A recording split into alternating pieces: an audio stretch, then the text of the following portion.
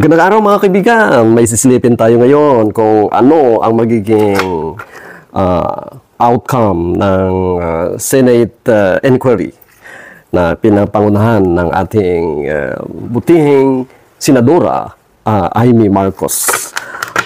Sisilipin natin sa aking mga mahiwagang golden foil tarot cards. So, balasahin muna natin para mas klaro at maliwanag ang ating mga makikita sa aking mahiwagang tarot cards. Titingnan natin kung ano ang magiging outcome ng Senate hearing at kung may kakasuhan ba pagkatapos nito. Ito ang guiding card. Napakagandang card ito, Ace of Wands. Nagbabadya ito ng successful na Senate inquiry and magkakaroon ng basihan para sa pag-implement ng mga batas at tatalakayin ito sa susunod na mga buwan after ng May election. So, tingnan natin ang kabuuan ng cards na naglalahad ng Ace of Wands tungkol ito sa outcome ng Senate inquiry. Justice ang unang lumabas, tapos the Tower. Ang pangatlo, Six of Wands, the Lovers, the Star, the Empress, and the World. So, sa 7 cards, 6 na cards ang lumabas na nakahanay sa Major Arcana. 2 lang, 6 pala sa 7 cards ay puro Major Arcana. Ang iisa lang ang Six of Wands. At ang guiding card is Ace of Wands. So that means itong mga 7 cards ang mag-justify ng Ace of Wands na kahit na sinong tarot card reader na magbasa nito, ito ay pinaka-positive na cards. It shows new beginnings, strong enthusiasm and energy to pursue any plan after this Senate inquiry. At isa din ito, nagbabadya din ito ng malaking katungkulan o responsibilidad na dapat kampanan ng kung sino ang namuno ng Senate inquiry na to. So, ang pinakaunang card na nasa position ng basic chakra. Kasi ang ginamit natin is chakra system. So, the justice. Ibig sabihin nito, malalaman o ma-determine kung sino ang dapat managot batas sa paghuli o pag-surrender kuno kay former President Rodrigo Roa Duterte.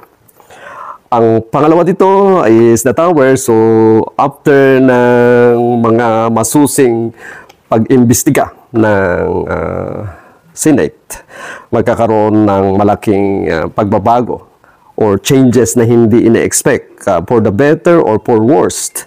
May isang darating na tao na hindi inaasahang darating na may mga kasama at malamang dahil ang subject in question is about former President Rodrigo Roa Duterte. Sa nakikita ko, may possibility na uuwi siya na hindi natin inaasahan dahil makikita at mapuprove ng ICC na kailangan dito siya managot sa kaso na inihain sa kanya dahil ang kanyang programa sa war on drugs ay campaign, hindi siya AJK. Kung sino man ang sangkot sa AJK, kailangan ipinpoint at kakasuhan ng individual, hindi yung presidente ang mananagot. So, ang next niyan, the Lover. So, nakikita natin ang the Lover card na support position siya. So, ibig sabihin niyan, maraming taong magsusuporta pa rin sa kanya at sa kanyang anak para mamuno sa Pilipinas balang araw. Nakalimutan ko na emphasize ang Six of Wands na sa 3rd position. So that means tatanggapin na lang natin na magiging sikat ulit tayo sa buong mundo, at tatanggapin din natin kung mapahiya tayo sa buong mundo dahil ang katanyagan at kahihiyan magkakambal. So, ang panglimang posisyon ay the star. So, kung tingnan natin, this is a freedom of expression. So, magiging matunog ito, hindi lang dito sa Pilipinas, but sa buong mundo. Kung ano ang mga nangyayari dito sa ating politika. At ang The Empress, alam nyo man naman kung sino ang next sa pinakamataas na posisyon sa gobyerno.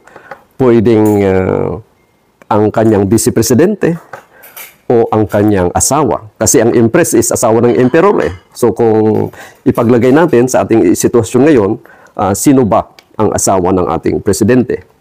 So naglalahad ng The Empress. Pwede rin na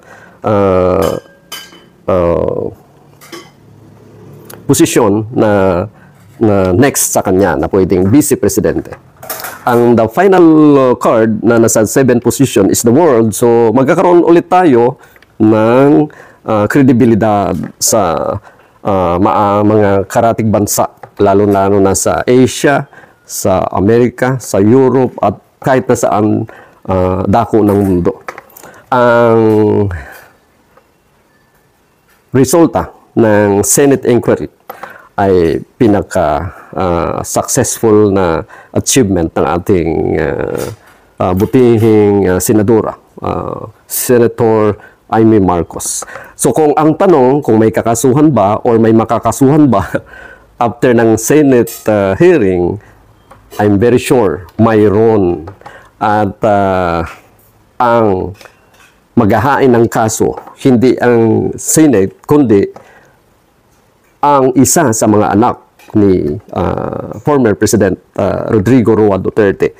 Kung hindi si Sara, ang kanyang dalawang lalaking anak, o kaya si Kitty Duterte. Pero sa aking palagay, sa aking nakikita at naramdaman, ang pinaka-capable mag-hain ng kaso ay si VP Sara Duterte. Titingnan natin kung sino ba ang makakasuhan, ang nag-implement ng order or ang gumawa ng order. Queen of Swords, Page of Wands, Queen of Cups, and the Death card. So, kung tingnan natin kung sino ang nagpatupad ng order ay makakasuhan. At kung sino man ang gumawa ng order ay makakasuhan din. Pero pinaka-komplikado ito na kaso. At isa ito sa pinaka-celebrated na kaso sa gobyerno pag nangyari. Bantayan na lang natin sa susunod na kabanata, especially after the election. Dahil may ayon sa sinabi ni former Justice Ascuna na may mananagot sa batas dahil may na-violate na batas. So, mga kaibigan, hanggang dito na lang. Medyo matagal-tagal ang ating pag-analisa sa mga cards nating nakita. Kung may mga tanong kayo, paki-comment lang pagkatapos ng video ito. Sigurado, sasagutin ko ang mga ito. Kung nagustuhan nyo ang video ito, please like, share, and subscribe. Maraming salamat po. Bye-bye.